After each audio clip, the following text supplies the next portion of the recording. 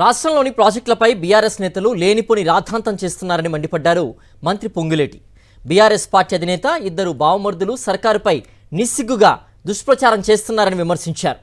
ఒంటి నిండా విషం నింపుకుని గోదావరి కృష్ణానది ప్రాజెక్టులపై వారు మాట్లాడుతున్న అవాస్తవాల్ని ప్రజలు గమనిస్తున్నారని అన్నారు పొంగులేటి. వారి స్వార్థం స్వలాభం కోసం కాళేశ్వరం కట్టారన్నారు.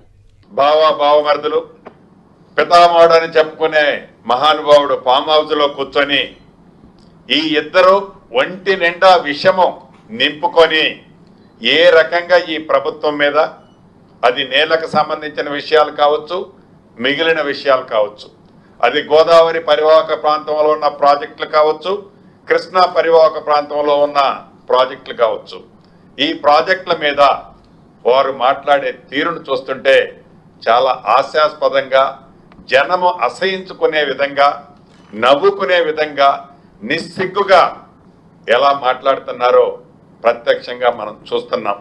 కాళేశ్వరం ప్రాజెక్టుపై కాంగ్రెస్ ఎమ్మెల్సీ అద్దంకి దయాకర్ సంచలన వ్యాఖ్యలు చేశారు. కాళేశ్వరానికి మరమ్మతులు చేస్తున్నామని, ఒకవేళ ప్రాజెక్టు పనికిరాదంటే బాంబులు పెట్టి లేపేస్తామన్నారు. ఇక కాళేశ్వరం కింద బాంబు పెట్టి పేల్చారని ఆరోపిస్తున్న బీఆర్ఎస్ నేతలు అధికారంలో ఉన్నప్పుడు ఎందుకు ఎంక్వైరీ చేయలేదన్నారు అద్దంకి దయాకర్. నేను ఇంజనీర్ని కాదు, కేసీఆర్ ఇంజనీర్ అయినట్టు, లేకపోతే మా ముఖ్యమంత్రి గారు ఇంజనీర్ కాదు. కాబట్టి ఎవరైతే టెక్నికల్ ఎక్స్పర్ట్స్ ఏం సూచిస్తే అది, లేకపోతే అది పనికిరాదంటే ఓ బాంబు పెట్టి పేల్చి పడేసి నిజంగా వాళ్ళు అన్నట్టు అప్పుడు దాన్ని వేరే కొత్త ప్రాజెక్ట్ ఎట్లా కట్టాలో చూడొచ్చు. కానీ నేనేమంటున్నా మిమ్మల్ని అంటే, సిబిఐ ఎంక్వైరీ డిలే అవుతుంటే మీరు ఎందుకు ప్రశ్నిస్తలేరు అంటున్నా.